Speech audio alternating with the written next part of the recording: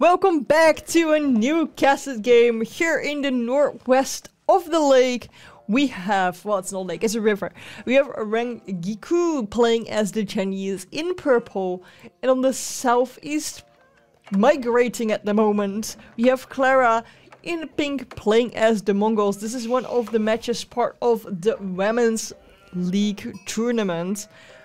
This is Mongolian Heights. I'm Trui and casting together with Nim. Hello, everyone. Oh, that's deep. Listen. Hello. You were so deep. Okay. We're gonna have deep conversations. Don't make this weird. I meant deep conversations. But you're making this weird. I'm very sorry. Okay. These are, I think these are both bronze players. I don't know.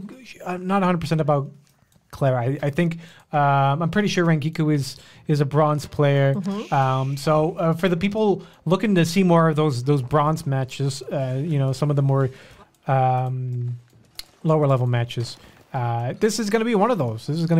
So Clara is gold, actually. Clara is gold. Oh, that means it's a tough matchup for Rangiku, I suppose. Rangiku playing the Chinese, which honestly, that's a choice for a bronze player. Nice job. That's cool. A pretty difficult faction. It's a difficult faction. It's a complex faction. I would definitely say so. So I'm I'm noticing some plays that is definitely not. I don't play a lot of China myself, but what you typically do is you open up with a mill. Yeah. You open up with a mill so that you can deliver your food to the mill. Like you, all this, like even if you're just on sheep, right? You just like make it next to the town center, or you can make it out here. It doesn't really matter. I mean, it does matter, but it doesn't really matter for what I'm about to tell you. And then you deliver the food to the mill, and that mill will have tax, just like this mining camp does. That mill will have tax. Gold and this tax. Tax can be picked up by your imperial official. You do not start with one, so you do need to make one. Yeah, well, you don't start with one exactly, but then you have that imperial official, and they will get you the gold, and that will be enough gold to launch you into the feudal age, right? And that means you do not need to make a mining camp. This 50 wood that you paid for this mining camp should have been the 50 wood that you paid for the mill. And then with the mill, where you get the tax from, right? You just put that back into the town center, because if you put it into the town center, there's no tax here. There is no tax, so all of this is wasted in a sense. It could have been gold. It is not gold. Yeah. Rangiku is looking at a wall already pretty early. It's Rangiku. Rangiku. My Japanese is not that great. I know she's playing the Chinese, but I'm pretty sure it's a Japanese name, right? It could be. I don't know. I mean, it has the format of Japanese words. Yeah. I do not mind the positioning of the Barbican here, although it could have also been forward. Like if you place it like around here, maybe. It would be better defended. You can definitely wall off the rest too here, right? And it is like the wood line is definitely there to really allow us to wall this off. And we have scouted, Rangiku has scouted out quite a bit. She is putting up those walls nice and early already. I do like that, and like that is a good move, right? It is what the Chinese player wants to do. Clara, on the other hand, has decided to go up with the Silver Tree, which I think is the right call. So I do have more information about her name. Rangiku can be translated to Rangaku, which in Japanese terms means Western medicine. So medicine from the West. Okay. However, the most common translation divides the name into Ren and Giku. Ren meaning distortion or a large number, and Giku meaning, oh my god, this word is long and you can read better. Chrysanthemum. It's a flower. Oh. So a large flower, basically. Yeah, what do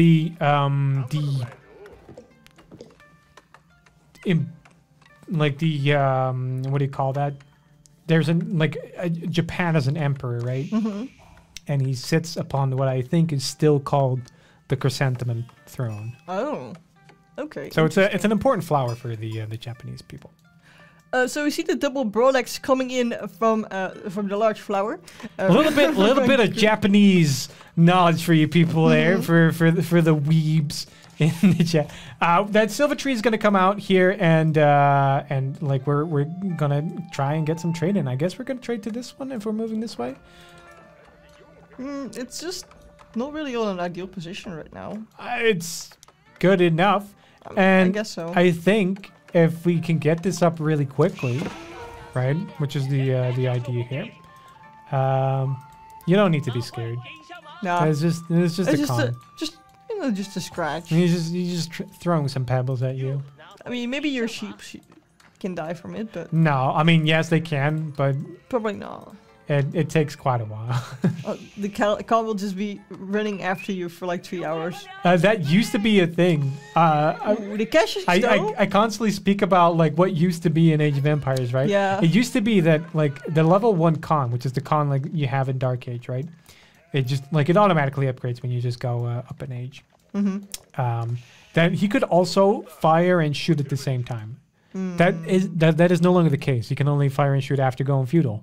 But it just meant like he was just constantly walk, right? Because fire and shooting is the same. Fire thing. and shooting, yeah. Well, he can walk and shoot. Shoot, like ride his horse, like move and fire. Yeah, okay, you got the point. No, you're right. Thank you. And like he would just chase players down and just kill all the sheep, and it'd be so annoying. It's just so annoying. The Chinese being able to build multiple landmarks from the same age. We see the Imperial Academy coming up as well. It will make it go Song Dynasty, if I'm right? That makes it Song Dynasty. I'm wondering why we're not putting our traders out on the map already, because we know that Clara. No, I really do mean we know. Oh. We know. We as viewers. Yeah, we as observers. Like, we know that China is a faction that just likes to boom. They just like to sit in their base. And like this time when I said we, I really meant we. Okay, no, that's fair. Like they just like to boom. They just like to sit in their base, unless they go for that Zhuge push, which might still happen. Zhuge. But like we have some time, right? Like we can establish map control, and we can just trade. We can just trade. That's I feel like okay. We are trading right now. Clara's trading. Yeah, we're moving out to that trade post. Here you see that the. Oh, you're right. Now I meant Clara. Yeah, no, I know. Thank you. We can see that Rangiku has like put the Barbican here, but what it means that this wood line isn't really protected by the Barbican. It's still underneath the town center, but if the Barbican was here, it's gonna be really hard to push through this angle right here. It's why I think like I think I would have been happier with the Barbican over here. Especially because, in a sense, the Mongols are making horsemen, right? So they're gonna be fast. Kashyyyks. They're not just horsemen. They're Kashyyyks. I mean, they're horsemen. No. They are heavily armored units. Oh, so they're more knights. They're more like knights or lancers than they are horsemen. They're not quite as tanky as horsemen, but they can heal up. Okay. Sorry, not as quite as tanky as knights or lancers, but they can heal up when doing damage, as you can see here. So like this just heals them up. That's right. Good cancel from Rangiku actually. Yeah, not wasting those resources. Yeah, so that you just get them back in your bank. Speaking of getting your resources in the bank, we also need to get them out of the bank because we are banking a lot of wood here. What are we going to use it on? What are we going to use this for? Where are we going with this? Food, we need to have a plan. Farms, maybe? We could go for farms, but it's a bit early. It's a little bit early. Honestly, I feel like we like need to get out more food. We need to get out on more gold. We do not need more wood than we already do, because like the Zhuge, right? That's 30 wood. Yeah, there's 30 wood, but they're also 30 food and 20 gold, right? Yeah, So, we have not that much. like I would move some of our wood villages over to food right now, if we can help it. That's a lot of production for the feudal age. Clara really going at it with let's see, this is 3 stables, this is 4 archer range, and only this one is not making anything right now, but it's only because she's out of resources. But we are trying to make the most out of our resources. This is Clara recognizing like I can build it all around that pit mine and actually get some more. Not pit mine. Pit mine is a mine. Stone outcrop. Uvu. It's like just pretend you're one of those e-girls. Uvu. It's not. I'm not that great at making like gamer girl sounds, guys. Like my voice is way too low to make like typical gamer girl sounds. Oh, but it's so hot though. There's this TikTok where this gamer girl's like, "I'm sorry, guys, that I don't sound like an e-girl." And then she's like something like, "My genes didn't allow it." I don't think the girls. I mean, there are definitely women that talk like that naturally, right? But a part of it is still socialization, and it's it's such an interesting topic. I'm a linguistics guy, as a hobby, and it's like very interesting to see that even when physiologically, biologically, there's nothing different about these people, right? That certain cultures, certain regions, certain accents, and you can tell this with Spanish. There's like a lot of different Spanish nations, of course, right? And they all have a different pitch that they kind of naturally rest at. That this doesn't mean that people won't have different pitches within that culture, but it just means that they tend to gravitate towards a certain pitch. Like my pitch in English is way higher than my pitch in Dutch, which is weird. Multilingual people will notice this. Because my Dutch voice is even lower. So like a part of it is socialization. Sorry, let's get on to the game. So Clara's the wolf is on the side of Rangiku because the wolf is actually attacking those traders from Clara. I feel like we could go for a lot more traders than we have been making here. Yeah, Rangiku hasn't been. Rangiku has not been countering the traders for Clara at all, so she can definitely put in some more. They seem to be safe because Rangiku really doesn't want to push out of her base right now. Yeah, I'm not sure why we're taking this fight as Clara here. It doesn't really help. She's distracting because she's actually on these villagers now. Oh yeah, because like she had the party still in the back. Yep. 12 villagers, you can see that. It was definitely business in front, party in the back, going on to the gold. Even more. Well, some of these villagers ran over to the village, which is you want to be smart about the placement of your villages because you can place them onto resources, which honestly Rangiku did pretty well. Like this is a good place for a village, right? Like right behind those berry bushes. You can get a village up on your gold vein. A very good idea. Those villages are very useful for that purpose. Yeah, that's kind of like a tower, but that doesn't shoot. Yeah, but I do feel that the Mongol player could have done more to just start producing more and more traders, right? Clara did move her silver tria a bit down, though. Just capitalize on the fact that the Chinese are stuck in their base and they're not coming out. They're not coming out, and we can make big bucks. Like we can go harder on trade, right? Than the Chinese player can go onto booming. Like even if they make 2 town centers, right? 3 town centers, you can make. Like the Mongols can just make more markets, more traders, and scale faster because trade just scales faster. It scales a lot faster. You get back what you paid for. Look, 69! That's a Oh very my God, nice yes! amount. Let's go! 69, right? And we're paying 36 gold. I mean, we're paying 96. We're paying 96. Okay, so total. I think we're almost getting, so like in one back and forth, right? We've got that out of the trader already. Yeah, we did the miss mighty infantry going at it, killing these Mongol villagers. We did miss a really, really important message. It is the uwu is depleted. Did we replace it? We did replace. Yes. Sorry, the Mongol Clara. player replaced it already. Yep. And she's moving all of her production out to the new uwu, which is such a like. She's on the ball. She's on the ball. She knows exactly what she's doing here. This is Mongolian Heights, after all. Are we going? Yeah, we are heading out Clara for is those on fish already. fish, yep. Clara, the Mongol player, on fish. Can the China Mongols not obviously. do any upgrades? No, they can't.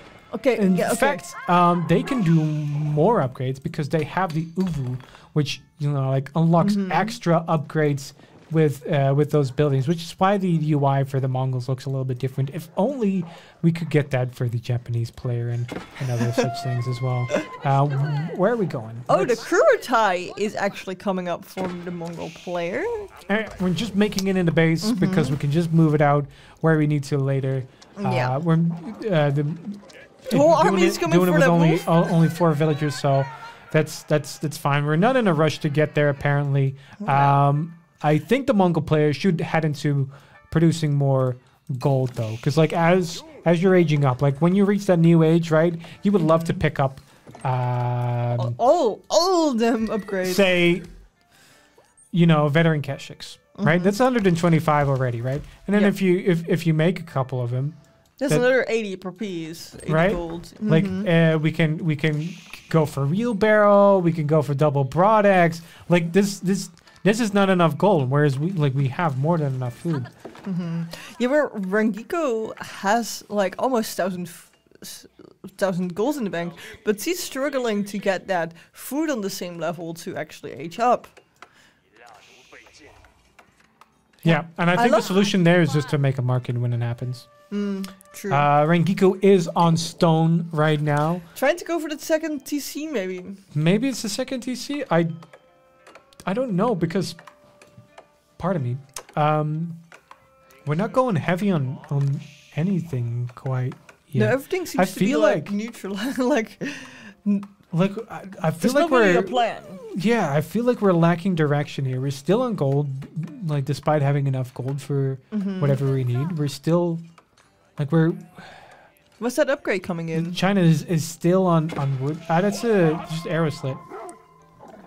Oh, but they're called different. They're hand cannon slits because the Chinese outposts are different already. Like they just start out with like firing cannons. We would love to see the wall coming back up here. There's Clara can see that there's a hole in the wall, but she's still. It still heals up the like, Keshiks.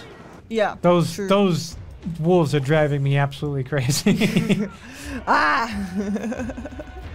And Clara is gonna go attack that blacksmith.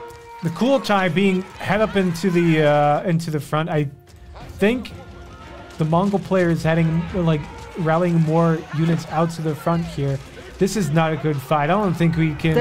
There are so many Zuganu here. I don't think the Mongol player can take this right now. There are a lot of Zuganu. There are a lot of spearmen, and the way to deal with this is, frankly, mangonels. Oh yeah, mangonel is juicy. Like we just need some mangonels for the Mongol player, and we need some archers for the Mongol player. And more army, because it's like more army. Frankly, yeah. Rangiku has like twice the army. It's crazy, right? Because there's a lot more income for Clara, but it's not really reflected in the army. I think Rangiku did a very nice job of trying to keep her army alive, but as of right now, like it is important that she does eventually age up. Yeah, and we do have that big villager difference as well, though. We do have 64 villagers for Clara and only 31 for Rangiku. Right, less than half the villagers. Clara also needs to recognize, hey, I'm in castle.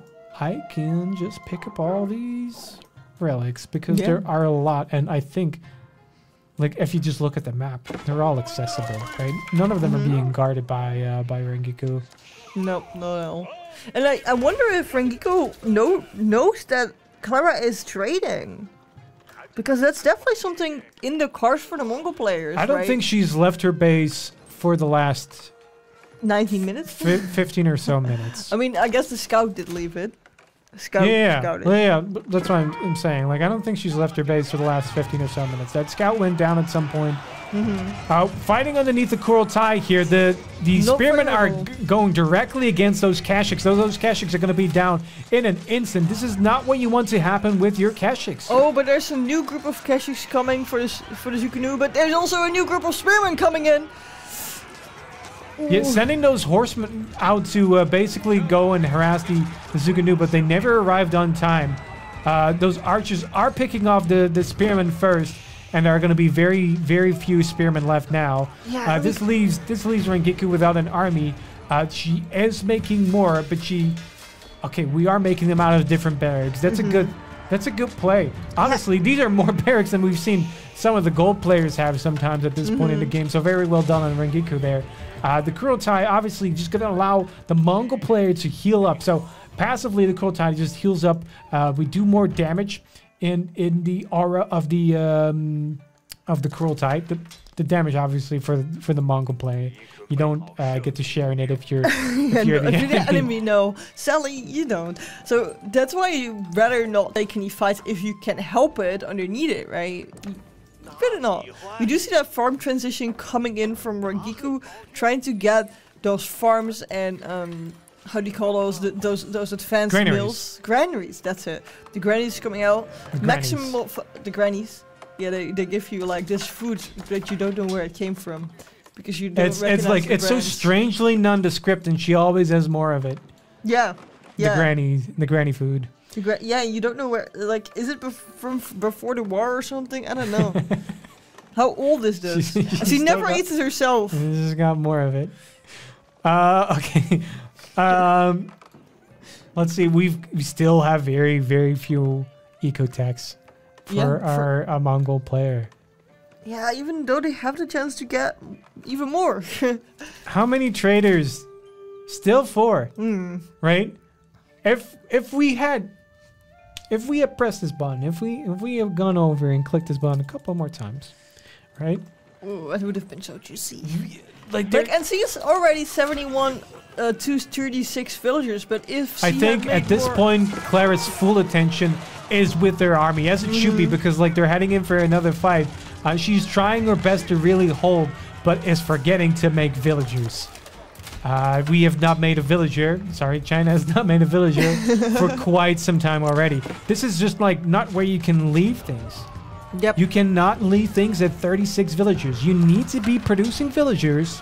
Yeah, up almost until the whole game. Maybe if you have 120, you can say, you know, I'm good for now. Like the ideal spot for like the max amount of villagers that you need, right, is like around 100 to 130 villagers, right? Nuance is there still, but that's a lot of villagers, and we're nowhere close to that number. So I think a lot of newer players will have this problem where they will forget, like during the mid game, where like a lot of things need your attention, right? Like the enemy is attacking, the resources are depleting, you need farms, you need relics, the sacred sites are being captured and everything. You're losing villagers, but you still need to make villagers. And the Kurultai is coming further front as well, which is going to put even more pressure on Rangiku.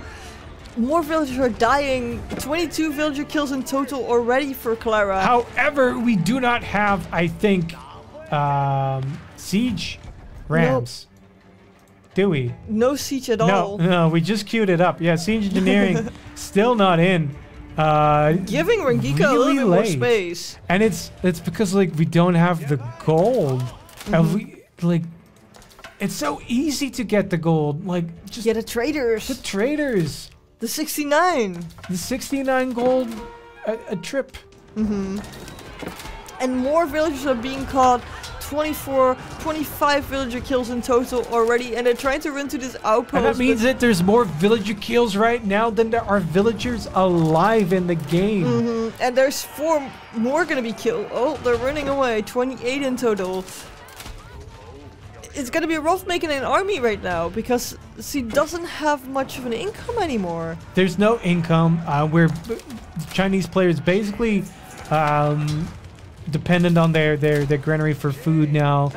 There's no map But she's control. also just halfway her farm transition. She wasn't done with her farm transition yet.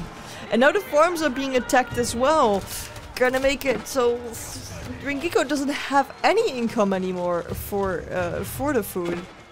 She's just leaving them on there because she needs that food, but she also needs villagers because there's only 10 villagers remaining right now. 9, 8.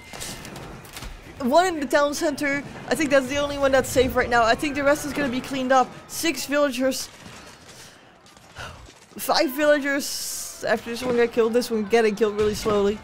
5 villagers left. I don't think you can do anything anymore. I love that now is the time that the Mongol player thinks, yeah, let's get some upgrades in there. Actually, You know, Let's get some I've got upgrades. space now. I got this in the pocket. And they're gonna turn it back to the Barbican of the Sun. I don't think he's gonna see the sunlight anymore in just a second. The Kurotai is actually wanting to be even more aggressive, but I'm not sure. Okay, he's gonna like set up right next to the Barbican, right underneath it.